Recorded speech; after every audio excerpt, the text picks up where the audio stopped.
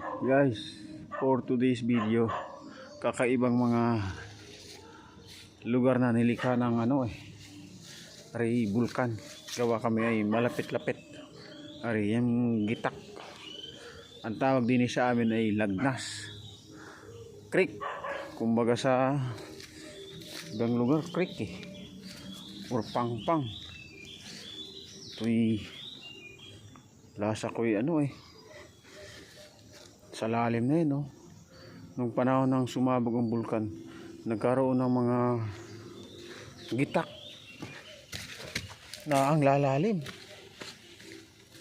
Grabe, lalapit tayo din. Kakaiba tahimik ng lugar. Tapos actually hindi naman malapit na malapit ang layo nitong bayan dun sa Taal. Pero ganito ang nangyari sa kanya. 20 kailan bang sumabog ang Taal? Biro nyo, abot din sa bayan namin yung kanyang mga gitak-gitak. Minsan nga dito parang iba ang singaw. Muy asupre, yan lahat yan. Kakatakot. Gawa ring daanan papunta sa bukid, walang iba kundi din nila ang dati dito kami dumadaan. Yan biro nyo yan ang layo namin sa Bulkan Taal.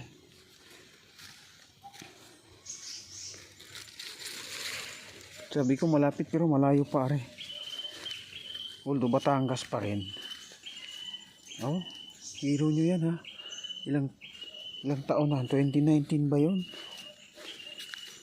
Nasa ko 2019 pero yung naiwan niyang bakas.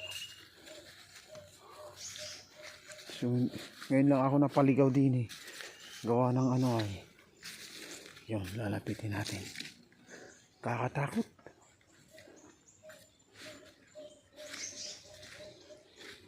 Kung maghanap lang sana ng mamaulam na labong, pero grabe ito.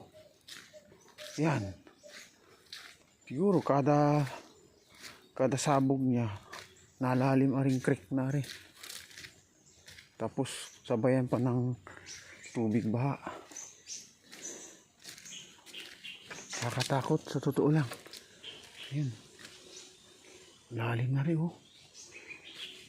siguro noong unang panahon pa ganito na to. Dagdag pa yung mga pasabog niya ngayong ito laang recently laang. Grabe ang layo, lawak ba, ang haba.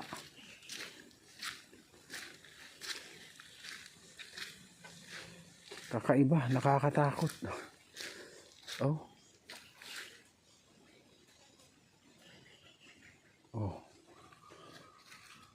Ilang taon na nakalipas baka may nakatira na ditong kakaiba.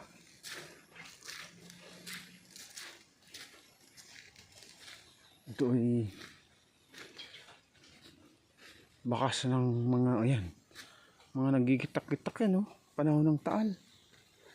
Ngayon lang ako naligaw din gawa ng nasa Maynila tayo noon. Actually hindi naman ako taga rito napunta laang dito, at si Mrs. ang kapatid ay napangasawa din. Nakikita lang natin sa TV na sumabog, pero ito pala ang mga pinsala niya. Nagkaroon ng mga creek ang mga lupain tulad yan siguro sinaunang panahon tapos sabayan ng agos tag-ulanan, tala ang mga biro mo, baka may sinkhole na sa ilalim hindi pala safe ang Batangas. Biro mo, dito na kami, malapit na kaming Kalaka. Abot pa rin ang mga sa bagay din kahit saan ka pupunta may mga lagnasan. Kumbaga yung pagsabog ng bulkan, nagkakaroon ng mga malalaking bitak ang, ayun oh, grabe. Nagulat lang ako kasi sa TV ko lang nakita yung nagsabog, asphalt lang, pero yung tunay pala naglilikha siya ng mga, ayan, kahit sa malayo na guys. Kakaiba to. Yung mga hindi alam, baka yung mga taga dini alam nila to. Yung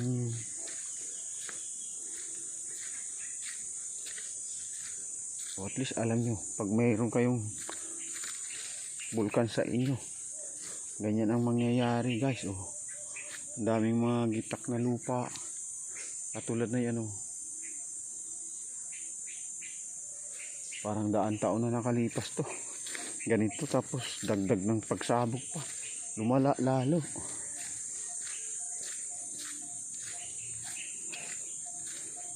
Kung Taal tapos papunta dito, ilang bayan pa ang tinawid nitong creek na ito. Kumbaga sa fault line na to, kung sa Maynila fault line.